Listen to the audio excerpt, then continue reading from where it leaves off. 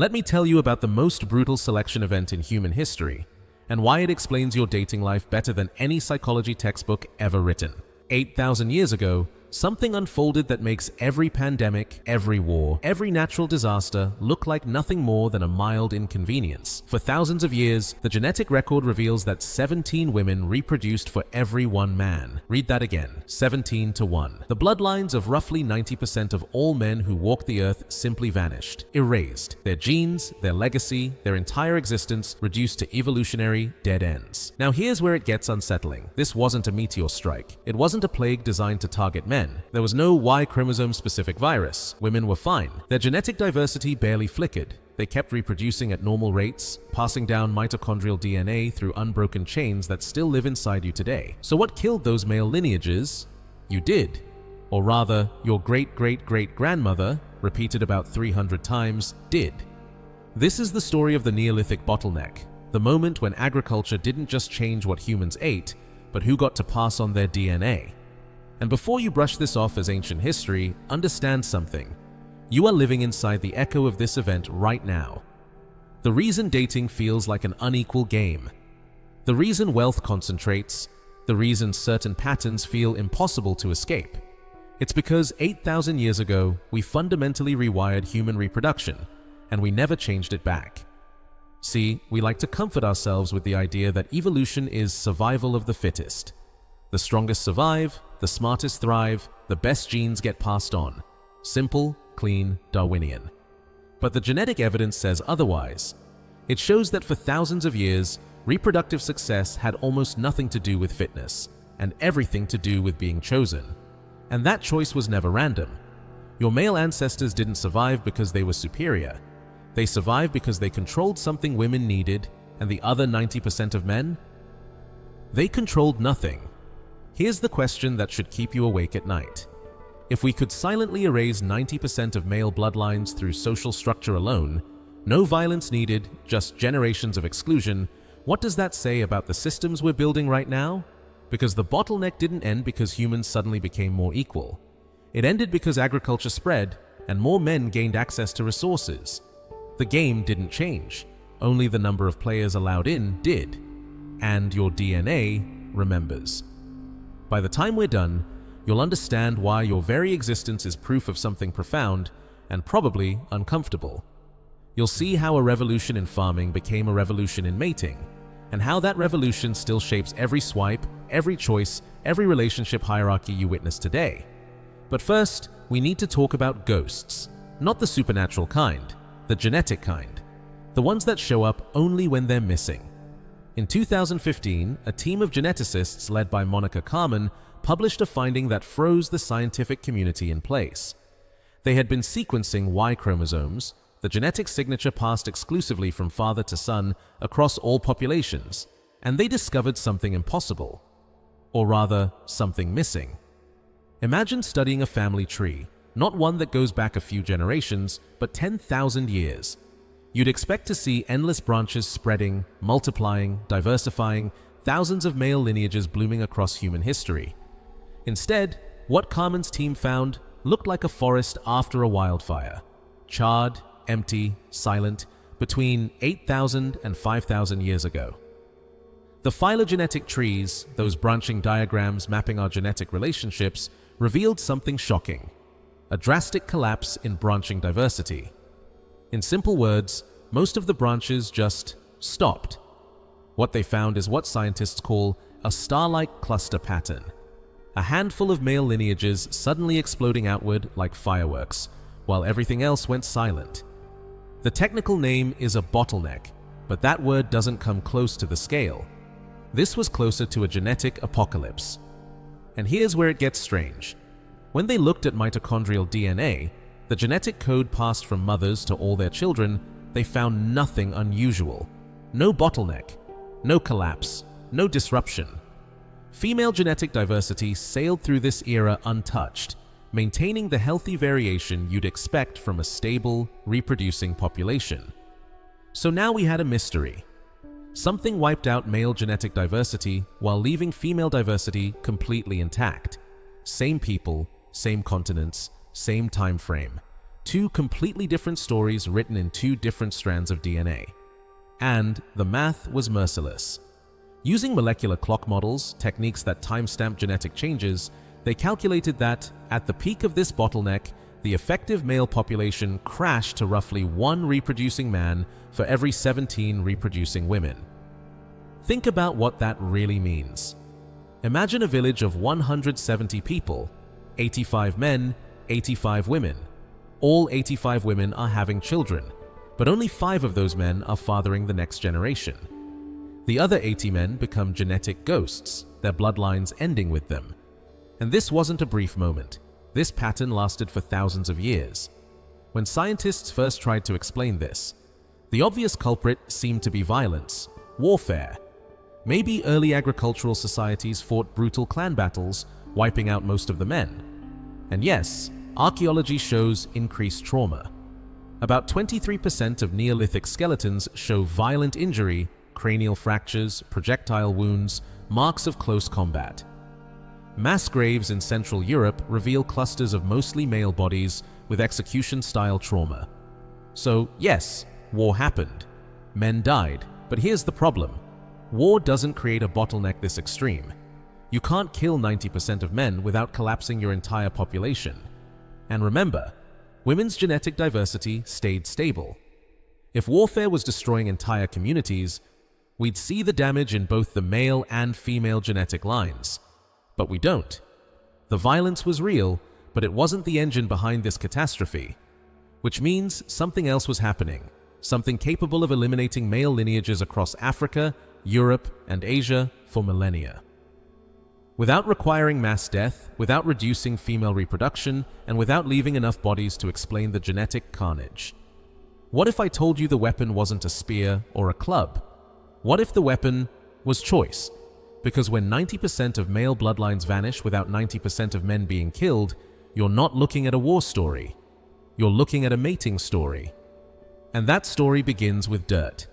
Around 10,000 years ago, humans did something we had never done before. We stopped chasing food and started growing it. The agricultural revolution sounds dull when schoolbooks explain it. Domestication of wheat, invention of the plow, yawn. But here's what they never tell you.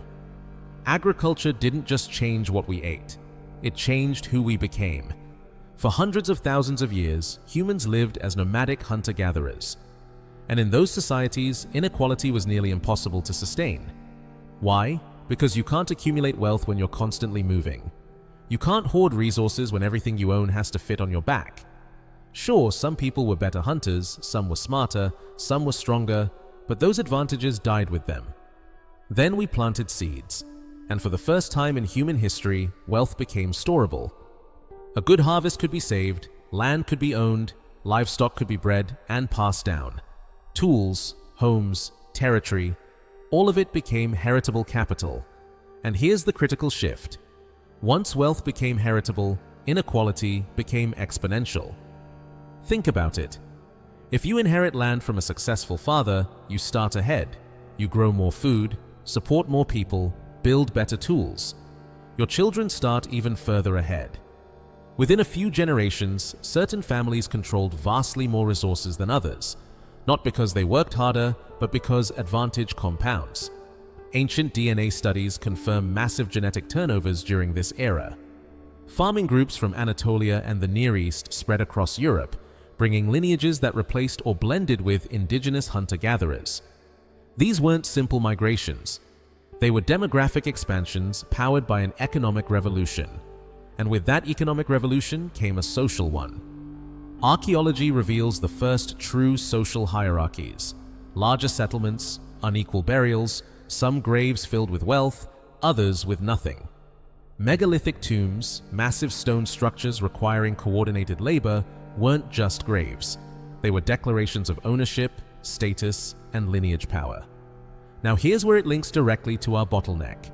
In a world where resources decide survival, access to those resources decides reproduction. Across human societies, ancient and modern, the pattern is identical. Male reproductive success correlates strongly with wealth and status. A wealthy man in an agricultural society doesn't just live better. He can support multiple wives, more children, and ensure those children survive to reproduce themselves. A poor man? He's lucky to attract one mate, if any. Anthropological data is blunt. In societies that accumulate wealth, high-status males average significantly more offspring than low-status males. In some cases, elite men fathered children with multiple women, while large percentages of lower-status men never reproduced at all. And women? Women made rational decisions. When your children's survival depends on food, land, and protection, you choose the mate who can provide those things. That's not shallow, that's strategic. That's evolution operating through culture. This is where patrilineal kinship systems form, descent and inheritance traced through male lines. Why? Because in agricultural societies, land and wealth were the ultimate resources, and men controlled them. Families became economic units built around male lineage, with sons inheriting and daughters marrying into other lines. Archaeological findings from Neolithic Europe fit this perfectly. Patrilocal residence patterns, women moving to their husband's family while men stayed in their birth communities. Isotopic analysis of teeth and bones proves it. Females show greater geographic diversity, while males cluster locally. This social architecture produced genetic consequences. Males were organized into kin groups, essentially teams competing for resources. And here's the brutal logic. When kin groups compete, winning groups expand. Losing groups shrink. Over generations, the male lineages from dominant kin groups multiplied, while lineages from weaker groups shrank or vanished entirely. Mathematical models combining these factors, wealth accumulation, patrilineal kin groups, reproductive skew, and group competition, perfectly recreate the genetic pattern we see today. No mass killing required, just social structure plus time. The bottleneck wasn't imposed by nature. It was engineered by culture, and the engine driving it was female choice reacting to male-created inequality. Which brings us to the uncomfortable heart of this entire story. Let's talk about hypergamy. It's a word thrown around online, mostly in toxic conversations. But the Neolithic bottleneck may be the clearest biological evidence we have that hypergamy isn't merely a social habit, it's an evolutionary strategy. Hypergamy, simply put, involves mating up the hierarchy. Women choosing men with higher status, more resources, and better social positions than themselves. Before anyone gets emotional, understand this. This isn't morality. This is survival. Put yourself in the position of a Neolithic woman. You're living in an agricultural society where your children's survival depends entirely on access to food, land, and protection. Infant mortality is high. Famine is real. Threats from rival groups never stop. You have two choices. Option A, pair with an average man who owns little land, has limited resources, and stands low on the social ladder. Your children might survive, or they might not. Option B, share access to a high-status man, even if other women do too, a man who controls land, surplus food, and social protection. Your children's survival chances rise dramatically. What do you choose? Evolutionary psychology has a framework for this: parental investment theory. Because women invest far more biologically in offspring, pregnancy, nursing, years of care, they evolve to be choosier about mates. They cannot afford bad decisions. Every child is a massive biological investment. Men, biologically, can reproduce with far less investment. That asymmetry produces different reproductive strategies, and in unequal societies, it produces extreme reproductive skew. The genetic data shows exactly this dynamic. While 17 women reproduced for every one man, those women weren't all pairing with different men. They were, on average, sharing access to a small pool of high-status males who could support multiple partners and their children. This is where the bottleneck becomes sex-specific. The Y-chromosome, passed only from father to son, collapsed in diversity because a tiny number of elite men fathered most children. But mitochondrial DNA, passed from mothers, stayed diverse because many women reproduced successfully even if they were sharing the same high-status mate. Female mobility reinforced this. Archaeogenetic studies reveal women practiced exogamy, marrying outside their birth communities, while men stayed local. This pattern, patriarchality, meant women moved between groups, spreading their mitochondrial DNA widely and maintaining genetic diversity. Meanwhile, men stayed rooted in place, clustered in kin groups competing for local dominance. Here's the key insight. Female choice didn't create inequality. Female choice adapted to the inequality men created. Once men built systems where resources concentrated in a few hands, female mate strategies adjusted to that new reality. Women chose the best survival options available in an uneven world. But here's where it becomes complicated. Were these truly free choices, or were they constrained ones? Some evidence suggests women had meaningful autonomy, especially when selecting high-status males who offered obvious survival advantages. Other evidence points to cultural structures, arranged marriages, bride price systems, and patriarchal control over female sexuality that restricted choice heavily. The truth is probably both. In some contexts, women used whatever freedom they had to maximize their children's survival. In others, they had almost none at all. Male kin groups arranged marriages as political and economic alliances. Either way, the outcome was identical. Elite males monopolized reproduction. Neurobiological research shows that mate choice is a complex calculation, a subconscious assessment of multiple traits: resources, social status, genetic signals, relationship potential. In hierarchical societies, these assessments naturally tilt toward men who display wealth and power, because those traits reliably predict offspring survival. And this created a self-feeding loop that kept the bottleneck alive for thousands of years. Successful men accumulated more resources. More resources meant more mates. More mates meant more surviving children. Those children inherited both resources and status. The cycle reinforced itself generation after generation. Social hierarchies became genetic dynasties. But then, something broke the system. This structure was only stable as long as resources stayed highly concentrated. The bottleneck didn't end because humans suddenly became fairer. It ended because agriculture spread widely enough for more men to gain meaningful access to resources. The entry barrier dropped. The pool of reproductively viable males expanded. The genetics make this obvious. Around 5,000 years ago, Y-chromosome diversity begins to rebound. New male lineages start expanding. The bottleneck loosens, not because the rules changed, but because more players could finally afford to join the game. Which raises the uncomfortable question. If this massive winnowing of male lineages was driven by economics and choice, not biology, not violence, what does that say about the patterns we see today? Let's zoom out and examine what the bottleneck actually did to human genetic diversity on a global scale. Today, when geneticists map Y-chromosome haplogroups, the major branches of the paternal family tree, they find something striking. A small number of lineages dominate entire continents. In Europe, haplogroup R1b makes up enormous portions of modern men. In Asia, haplogroups O and C show similar dominance. In Africa, haplogroup E. These aren't ancient lines slowly diversifying over hundreds of thousands of years. These are lineages that exploded in frequency between 8,000 and 5,000 years ago, exactly during and after the bottleneck. What you're seeing is the genetic shadow of the Neolithic winnowing. A few male lineages, the ones that won the bottleneck, expanded massively, replacing or overwhelming the genetic diversity that existed before. This has long-term consequences.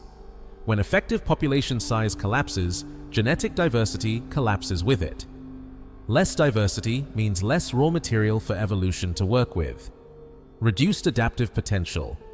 Fewer genetic variations that help survival in changing environments. It also means more genetic drift, random fluctuations that can fix harmful mutations and erase beneficial ones. Small populations lose good variants by chance and fix deleterious ones more easily than large populations. Genomic studies, ancient and modern, show this clearly. Y-chromosome diversity took thousands of years to partially recover, and even today, many populations still haven't returned to pre-bottleneck levels. But the consequences weren't just biological, they were social. The Neolithic bottleneck emerged alongside the rise of persistent social stratification. a form of hierarchy that still shapes human societies today. Wealth inheritance, patrilineal kinship, status-based mating, these aren't modern inventions. They're 8,000-year-old patterns forged during the bottleneck, etched into human culture and never fully erased. Modern cross-cultural mating studies still reveal these echoes. Status and resources consistently predict male reproductive success. Wealth continues to concentrate across generations. Social mobility remains tightly restricted by the advantages or disadvantages you inherit at birth. You can draw a straight line from that Neolithic village where 5 men fathered all the children to today's world, where wealth inequality and mating inequality rise together, 2 shadows cast by the same ancient force. Now here's the uncomfortable truth. The bottleneck proved that human social structures alone, without war, without disaster, without disease, are powerful enough to trigger massive genetic selection events. We did this to ourselves, through the systems we built, through the hierarchies we maintained, and we're still building those same systems today. Some men hearing this might think, well, my lineage survived the bottleneck, so I'm descended from winners. True, but that's survivorship bias.